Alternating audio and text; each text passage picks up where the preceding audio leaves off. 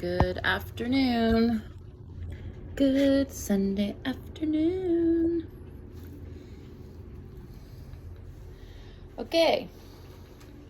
I'm going to do another recording, obviously.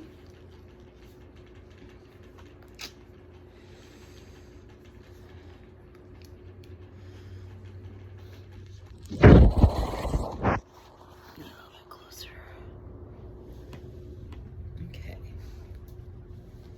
So, this chapter we're going to read, or segment, I should call it, is called Symbols of Transcendence. All right. And I did, as I did in the last recording, I pre-read it, wrote down terms I didn't understand so that I can elaborate, and maybe the viewer will appreciate that as well. Symbols of transcendence. The symbols that influence many vary in their purpose. Some men need to be aroused and experience their initiation in the violence of a Dionysic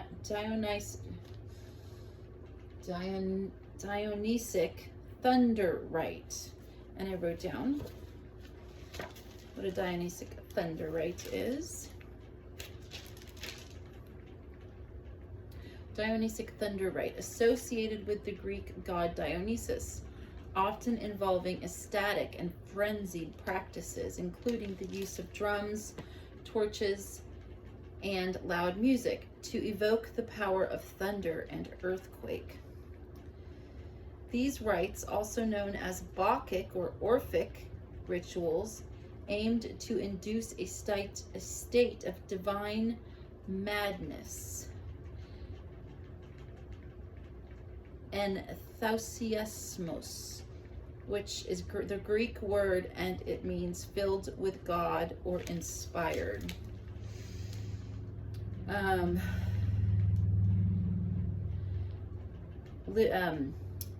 Divine madness and liberation for participants, sometimes including aspects of death and rebirth.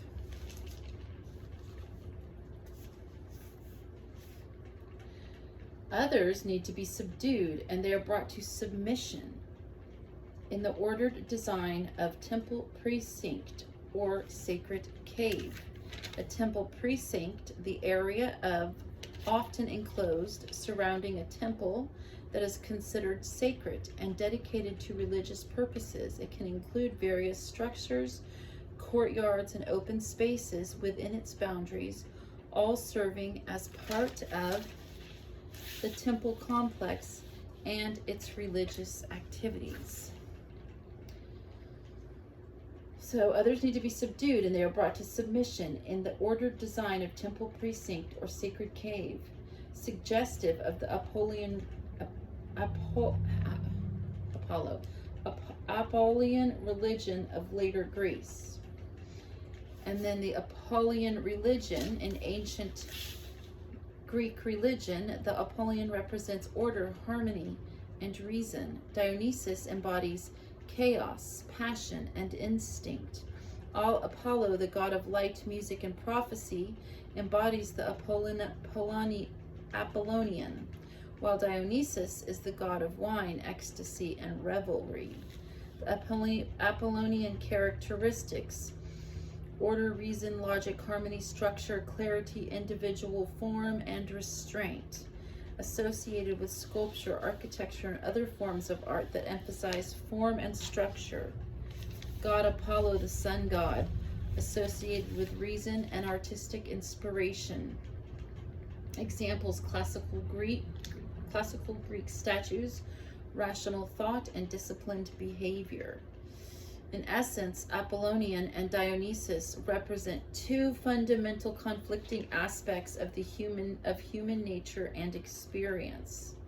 They are not mutually exclusive, but rather complementary forces that, in their dynamic interplay, shape our individual lives and cultural expressions. I love it. It's that yin yang thing again, dark and light, the opposites, and the balance of life and being human, and the things we have to go through to initiate into our different phases of life experience. Love it. Suggestive of the Apollonian religion of later Greece, a full initiate embraces both themes, as we can see when we look either at the material drawn from ancient texts or at living subjects. But it is quite certain that the fundamental goal of initiation lies in taming the original trickster-like wildness of the juvenile nature. It therefore has a civilizing or spiritualizing purpose, in spite of the violence of the rites that are required to set this process in motion. There is, however, another kind of symbolism belonging to the earliest known sacred traditions that is also connected with the periods of transition in a person's life. But these symbols do not seek to integrate the initiate with any religious doctrine or secular group consciousness. On the contrary, they point to a man's need for liberation from any state of being that is too immature, too fixed, or final. In other words, they concern man's release from or transcendence of any confining pattern of existence as he moves toward a superior or more mature stage of his development. A child, as I have said, possesses a sense of completeness, but only before the initial emergence of his ego consciousness. In the case of an adult, a sense of completeness is achieved through a union of consciousness with the unconscious contents of the mind. Out of this union arises what Jung called the transcendent function of psyche, by which a man can achieve, I love this part, I underlined it, here's another gem in this book, like the one that I like to read over and over again, about the desires of the human heart cannot be found in a bank account. This one's great. Out of this union arises what Jung called the transcendent function of the psyche, by which a man can achieve his highest goal, which is the full realization of the potential of his individual self. I love it. By which a man can achieve his highest goal, the full realization of the potential of his individual self. Thus, what we call symbols of transcendence are the symbols that represent man's striving to attain this goal. They provide the means by which the contents of the unconscious can enter the conscious mind, and they also are themselves an active expression of those contents. These symbols are manifold in form. So manifold meaning many or various, not the thing in a car.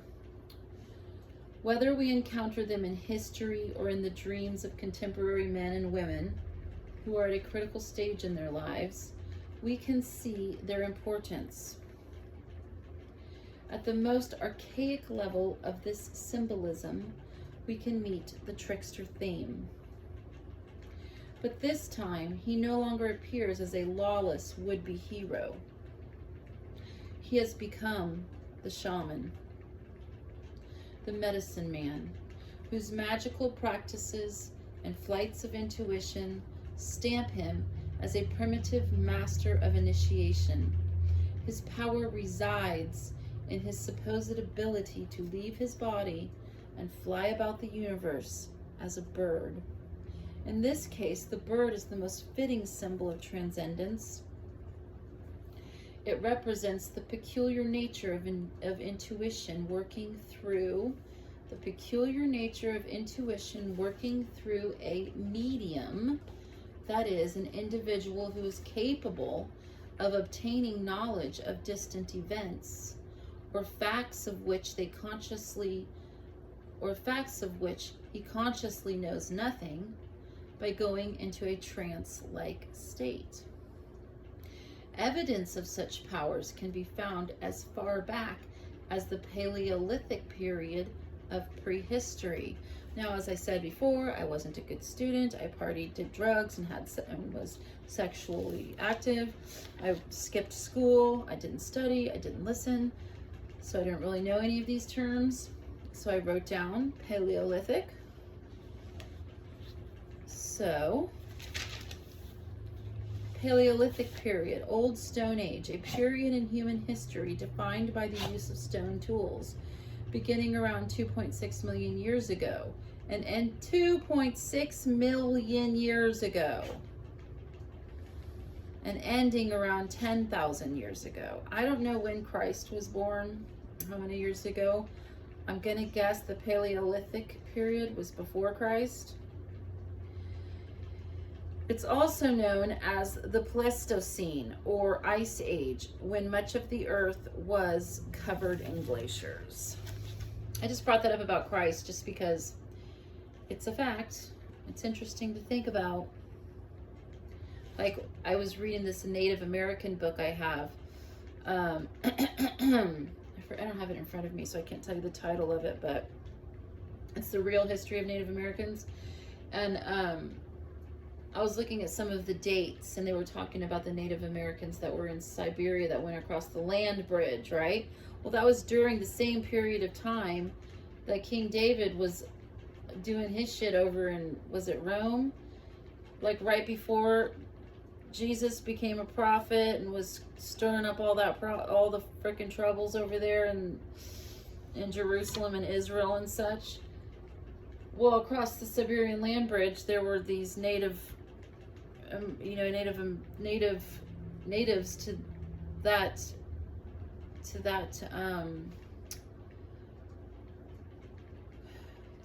Siberia, natives to Siberia, and that's when those big elephants with the tusks, what are they called?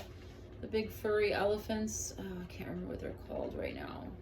They don't exist anymore, but like, so all of that was happening over there in Siberia at the same time when all this religious stuff that the Bible talks about.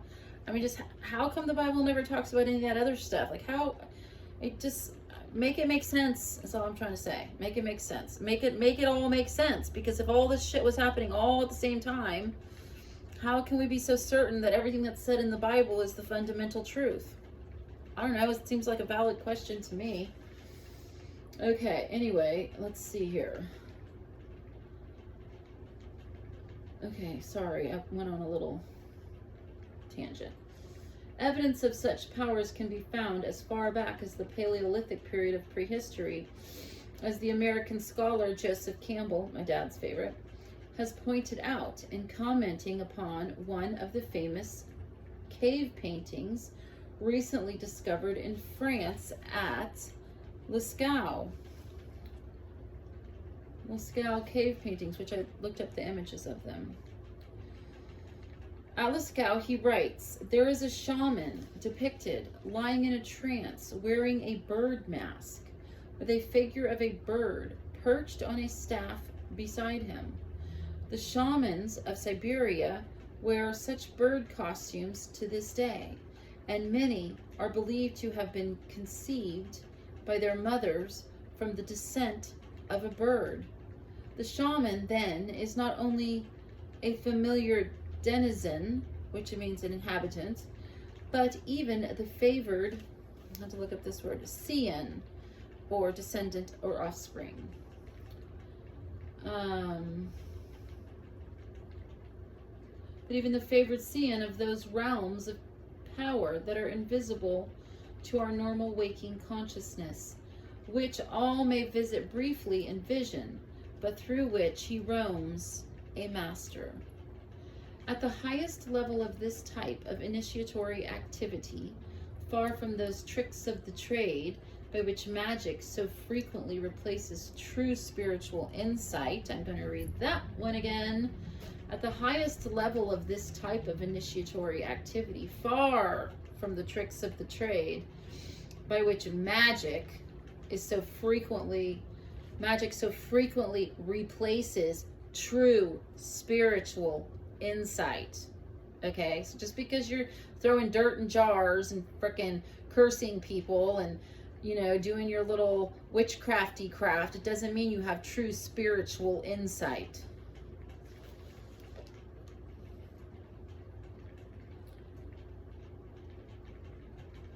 We find the Hindu master yogis in their trance states. They go far beyond the normal categories of thought. One of the commonest dream symbols for this type of release through transcendence is the theme of the lonely journey or pilgrimage, which somehow seems to be a spiritual pilgrimage on which the initiate becomes acquainted with the nature of death. But this is not a death as a last judgment or other initiatory trial of strength. It is a journey of release, renunciation, and atonement, presided over and fostered by some spirit of compassion. This spirit is more often represented by a mistress rather than a master of initiation, a supreme female figure, such as Kuan Yin in Chinese Buddhism, Sophia in Christian Gnostic doctrine, or the ancient Greek goddess of wisdom, Pallas Athena. Not only the flight of birds or the journey into the wilderness represents this symbolism, but any strong movement exemplifying release.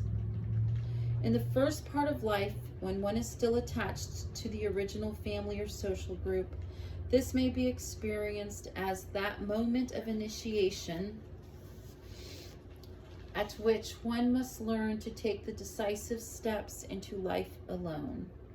It is the moment that T.S. Eliot describes in The Wasteland, when one faces the awful daring of a moment's surrender, which an age of prudence can never retract.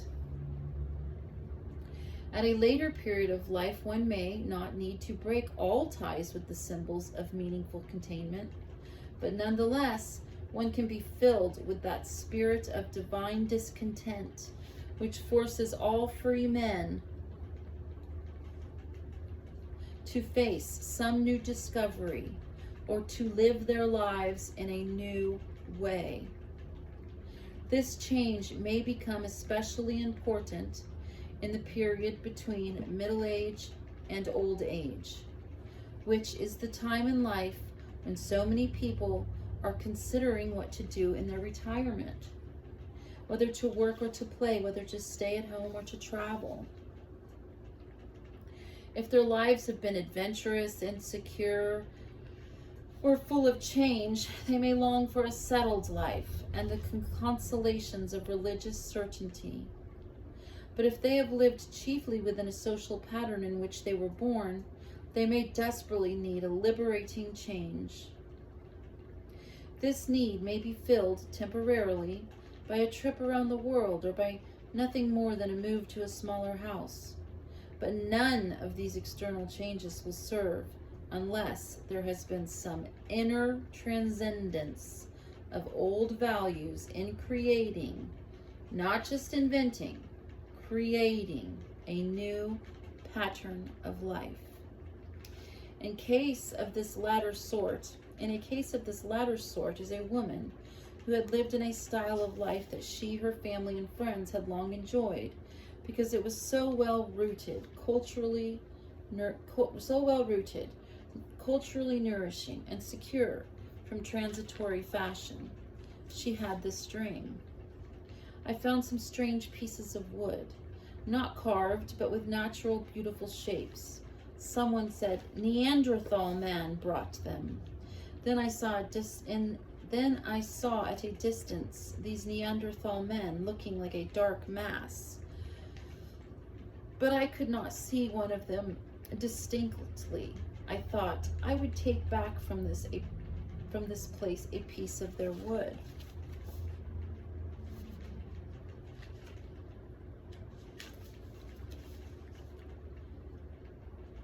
And then they show some pictures. So in myths or dreams, a lonely journey often symbolizes the liberation of transcendence. Left, a 15th century painting of the Italian poet Dante, holding his book, The Divine Comedy, which relates his dream of a journey to hell. In the lower left of the picture, purgatory and heaven. Lower left, an engraving of the journey made by the pilgrim in the British author John Bunyan's Pilgrim's Process. Note that the journey is a circular movement toward an inner center. This book, too, is told as a dream. Below, the pilgrim dreaming. So the one up here, this is Dante's trip to hell, holding his book, The Divine Comedy. And then down below, in the left, is the purgatory. And then this is the spiral that goes inward, the journey inward. And then there's the pilgrim's dream. This is Pilgrim's Progress, John Bunyan.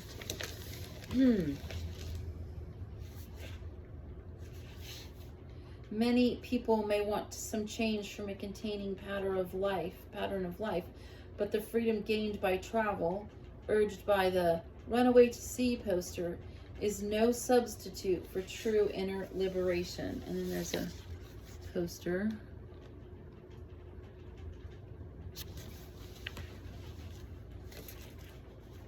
Then I went on, as if on a journey by myself, and I looked down into an enormous abyss, like an extinct volcano. There was water in part of it, and there I expected to see more Neanderthal men. But instead I saw black water pigs that had come out of the water and were running in and out of the black volcanic rocks. In contrast to this woman's family attachments and her highly cultivated style of life, the dream takes her to a prehistoric period more primitive than anything we can visualize. She can find no social group among these ancient men. She sees them as an embodiment of a truly unconscious collective, dark mass in the distance. Yet they are alive, and she may carry away a piece of their wood. The dream emphasizes that the wood is natural, not carved. Therefore, it comes from a primordial, not a culturally conditioned lever of the unconscious. The piece of wood, remarkable for its great age, links the woman's contemporary experience to the distant origins of human life. We know from many examples that an ancient tree or plant represents symbolically the growth and development of psychic life, as distinct from instinctual life commonly symbolized by animals. Hence, in this piece of wood, this woman acquired a symbol of her link with the deepest layers of the collective unconscious. Next, she speaks of continuing her journey alone. This theme, as I have already pointed out, symbolizes the need for release as an initiatory experience. So here we have another symbol of transcendence. Then, in the dream, she sees a huge crater of an extinct volcano, which has been the channel for a violent eruption of fire from the deepest layers of the earth. We can surmise that this refers to a significant memory trace, which leads back to a traumatic experience. This she associated to a personal experience early in her life, when she had felt the destructive yet creative force of her passions to such an extent she feared she would go out of her mind. She had found in late adolescence a quite unexpected need to break away from her family's excessively conventional social pattern. She had achieved this break without serious distress and had been able to return eventually to make her peace with the family. but there lingered a profound wish to make a still greater differentiation from her family background and to find freedom from her own pattern of existence. This dream recalls another. It came from a young man who had a totally different problem, but who seemed to need similar type of insight. He too had the urge to achieve differentiation. He dreamed of a volcano, and from its crater he saw two birds taking flight, as if in fear that the volcano was about to erupt. This was in a strange, lonely place with a body of water between him and the volcano. In this case, the dream represented an individual initiation journey. It is similar to cases reported among the simple food gathering tribes, which are the least family conscious groups we know. In these societies, the young initiate must take a lonely journey to a sacred place. Indigenous cultures of the northern Pacific coast, it may actually be a crater lake, where in a visionary or trance-like state, he encounters his guardian spirit in the form of an animal or bird or natural object. He closely identifies himself with this bush soul and thereby becomes a man. Without such an experience, he is regarded, as an Achumawi medicine man put it, as an ordinary man, nobody. The young man's dream came at the beginning of his life, and it pointed to his future independence and identity as a man. The woman I have described was approaching the end of her life, and she experienced a similar journey, and it seemed to need to acquire a similar independence. She could live out the remainder of her days in harmony with an eternal human law that, by its antiquity, transcended the known symbols of culture. But such independence does not end in a state of yogi-like detachment that would mean a renunciation of the world with all its impurities. In the otherwise dead and blasted landscape of her dream, the woman saw signs of animal life. These are water pigs, unknown to her as a species. They therefore would carry the meaning of a special type of animal, one that can live in two environments, in water or on earth. This is the universal quality of the animal as a symbol of transcendence. These creatures, figuratively coming from the depths of the ancient Earth Mother, are symbolic denizens, inhabitants of the collective unconscious. They bring into the field of consciousness a special thonic message. Thonic means, I had to look that up, dark, primitive, and mysterious. I like that word. And it's spelled Chthonic, but it's pronounced thonic. So they bring into the field of consciousness a special thonic, dark, mysterious, and primitive message that is somewhat different from the spiritual aspirations symbolized by the birds in the young man's dream. Other transcendent symbols of the depths are rodents, lizards, snakes, and sometimes fish. These are intermediate creatures that combine the underwater activity and the bird flight with an intermediate terrestrial life. The wild duck or the swan are cases in point. Perhaps the commonest dream symbol of transcendence is the snake, as represented by the therapeutic symbol of the Roman god of medicine, Aesculapius, which has survived to modern times as a sign of the medical professional. This was originally a non-poisonous tree snake, As we see it, coiled around the staff of the healing god, it seems to embody a kind of mediation between earth and heaven. A still more important and widespread symbol of chthonic transcendence is the motif of two entwined serpents. These are the famous Naga serpents of ancient India, and we also find them in Greece as the entwined serpents on the end of the staff belonging to the god Hermes. An early Grecian herm is a stone pillar with a bust of the god above. On one side of the entwined serpents, and on the other an erect phallus. As the serpents are represented in the act of sexual union, and the erect phallus is unequivocally sexual, we can draw certain conclusions about the function of the herms as a symbol of fertility. But we are mistaken if we think this only refers to biological fertility. Hermes is trickster in a different role as a messenger, a god of the crossroads, and finally the leader of souls to and from the underworld. His phallus therefore penetrates from the known into the underworld, seeking a spiritual message of deliverance and healing. Here's this picture.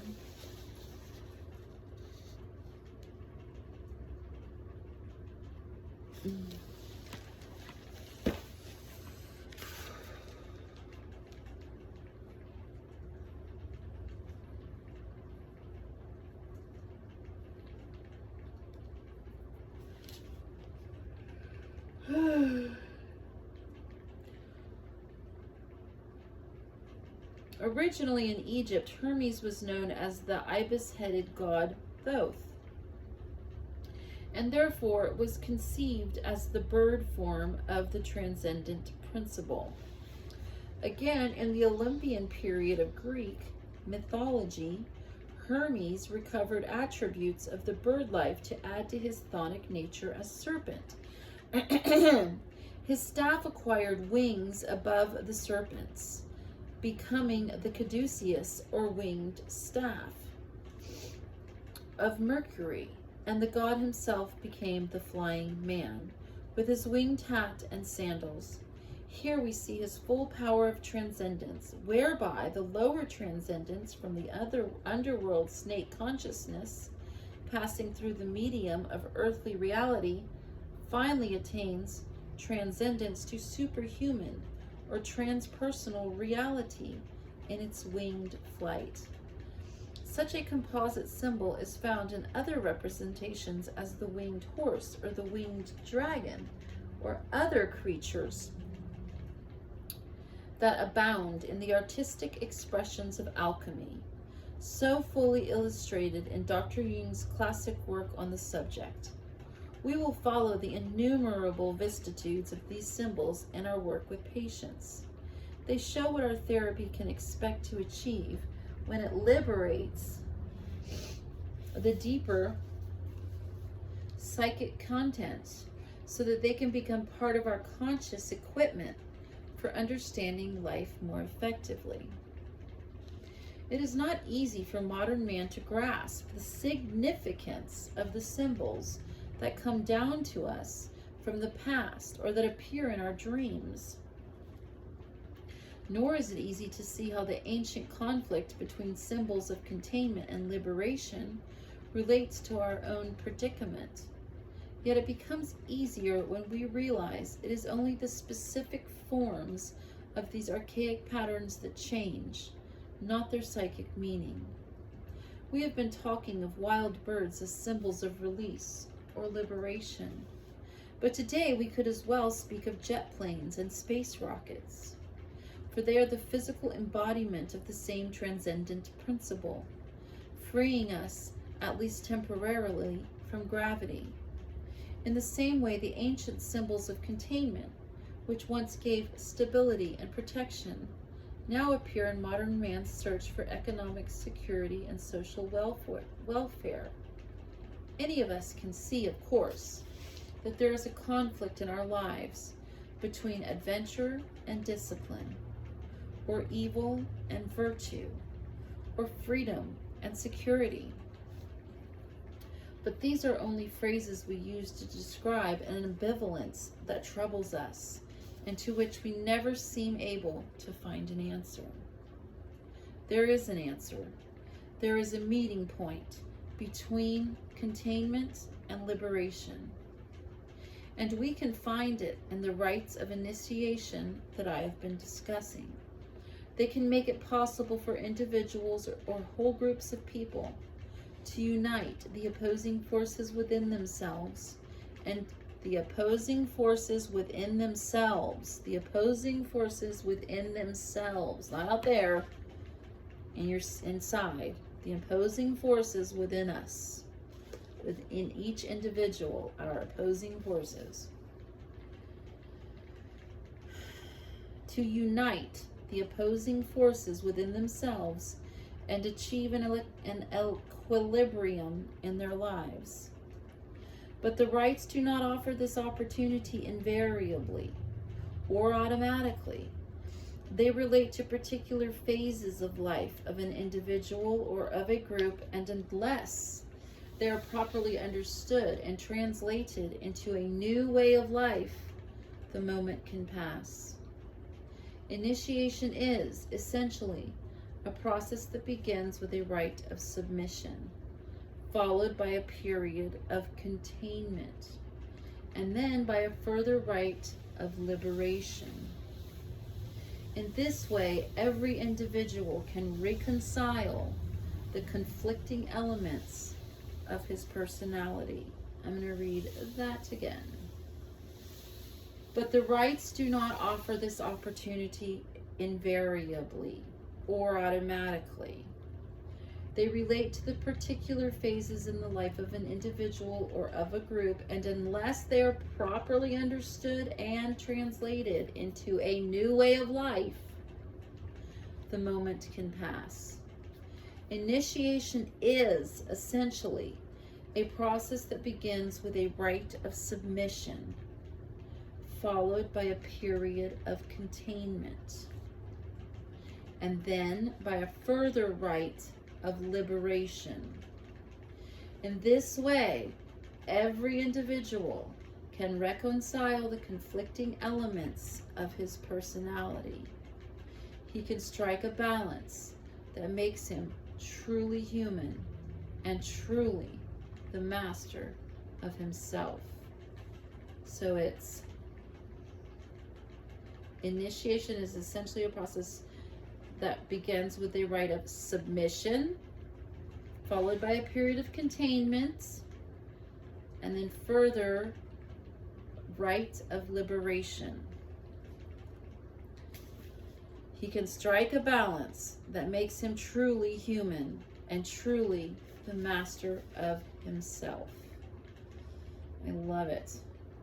So the next one we're going to read is part 3, the process of individuation. M.L. Ron Franz. I'm excited. Anyway, that's a good one. I love this book. I'm getting a lot out of it. I hope you guys are too. Until next time.